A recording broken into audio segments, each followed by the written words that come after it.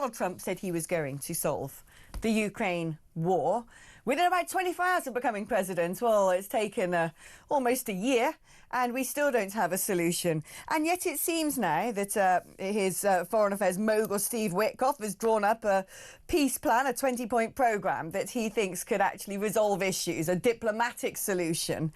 And yet, I must admit, when I look at it, it basically says to Russia, you can have all the stuff you've got already. Not only that, but Ukraine's not allowed long-range missiles. Ukraine's got to cut down the size of its armed forces, which to me effectively means it won't necessarily be able to defend itself in future. The relationships must be normalised with Russia. Sanctions should be lifted. All of the money that's been frozen as potential assets so far, the money of the oligarchs, if you will, and the kleptocracy will be given back to Russia. And not only that, they can join the G7. I mean, I don't know about you. It seems to me if you decide one day you want to expand your country's territory and invade another nation, hurrah! You might be able to get a golden handshake at the end of it. Let's speak now to Igor Novikov, who's a former advisor to President Zelenskyy. Now, Igor, one thing I am aware of, OK, because I understand geopolitically what has gone on here, I think it's going to be very difficult for Ukraine to take back the contested areas that even before Russia invaded Ukraine had been living in a state of conflict for quite a long time. We're talking about places like the Donetsk. It's also very clear that we are faced with a war of attrition. Not enough was done quick enough to help Ukraine at the beginning stages overcome Russia. And it's very clear that as well, frankly, that Putin's been running rings around Donald Trump. That, you know, despite all the tough talk, Donald Trump has not been able to force Putin into a corner. That he is, prepared to continue whatever it means for his economy, for his citizens. And so perhaps the only way to get this thing done is to, in some way, acquiesce to a tyrant. But it doesn't make me feel good. Well, it doesn't make me feel good either, to be honest. I'm in Kiev. I mean, the blackouts last 16 to 18 hours a day. Just imagine 18 hours a day without electricity. I mean, we're used to it, but at the same time, it's not the most pleasant experience. Now, let's try and unpack everything you said point by point. So first of all, in terms of Trump not being able to corner Putin, I think it's not as simple as that. I think, China is also playing a major role here. Mm-hmm. And what's at stake here is the future map of the world, pretty much, not only territorially, but in terms of its geopolitics and the power structure. So I think, the situation is obviously not as simple. Now, in terms of that peace plan, one kind of quick disclaimer I want to give you, that's something, first of all, which one are we talking about? Because I've seen about 4 versions in different mainstream media outlets. That's the first point. The second point, that's whichever version you saw is the version that's been sent to Ukrainians. So that's not the final version. And obviously, I mean, our president has made clear that certain things, outrageous things, are definitely not acceptable. And, lowering the numbers in our army or refusing to defend ourselves is one of those things. So that's incredibly important to remember. And last but not least, let's focus on at least some of the positives here. The positive that I'm seeing here is the fact that, the shuttle diplomacy that Trump tried to utilize, initially, i.e. trying to speak to Putin, to Ukraine, and so on and so forth, hasn't worked. So by the looks of it, what he's willing and trying to do now, he's willing to make a deal with Ukraine first, kind of try and reach that deal, and then approach Russia with it. Now, I wouldn't say that's necessarily a bad thing, because in my books, the only reason this war hasn't stopped already is Putin.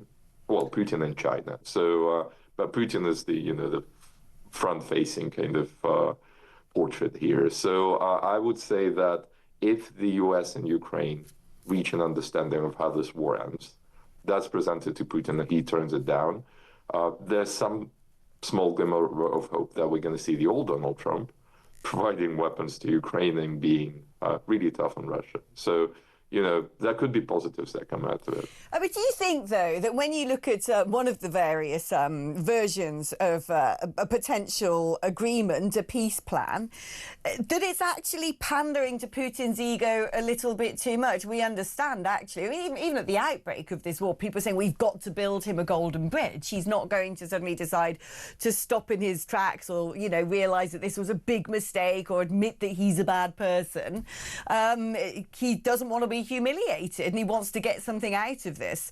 And so if you don't want to continue with the meat grinder, there's got to be some degree of capitulation.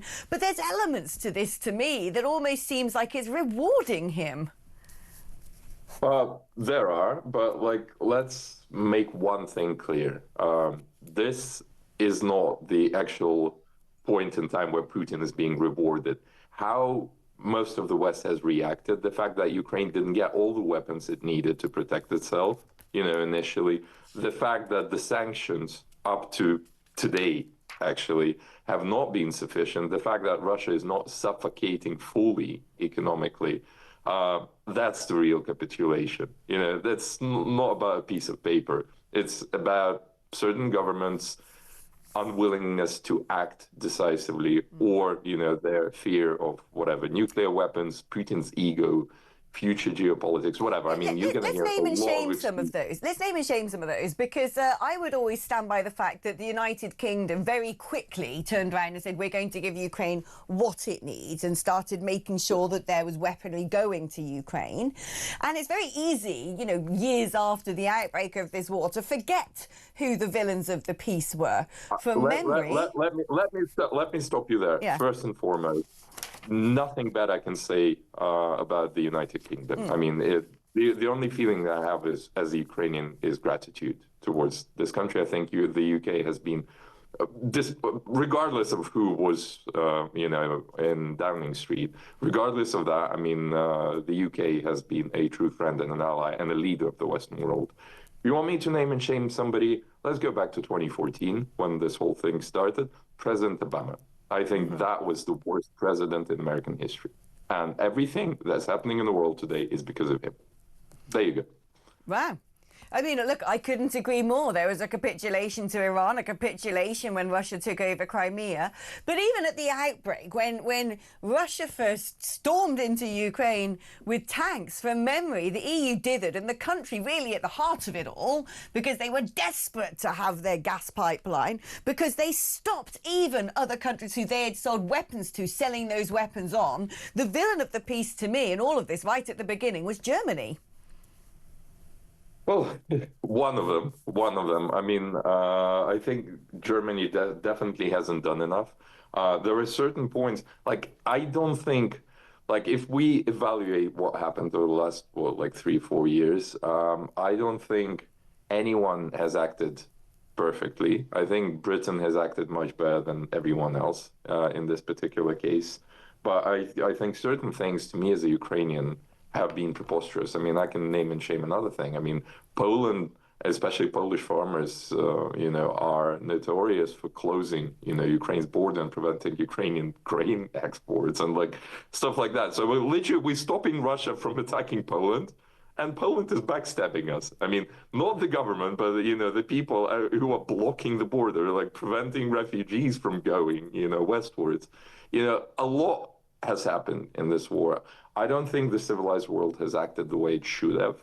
I don't think we've prevented the tyrant. I think we've encouraged him. Very quickly, because I've got to go to an advert break, and I really do want to ask you this question. It's going to have to be quite succinct. What is going to happen next? What needs to happen next? The US and Ukraine need to agree on what they present to Russia. Present it to Russia. If Russia agrees, the war ends. If Russia doesn't agree, apply as much pressure. Correct all the mistakes. Igor, thank you ever so much for joining us, and let's catch up again in the future, because I don't think this is the end of the story, far from it.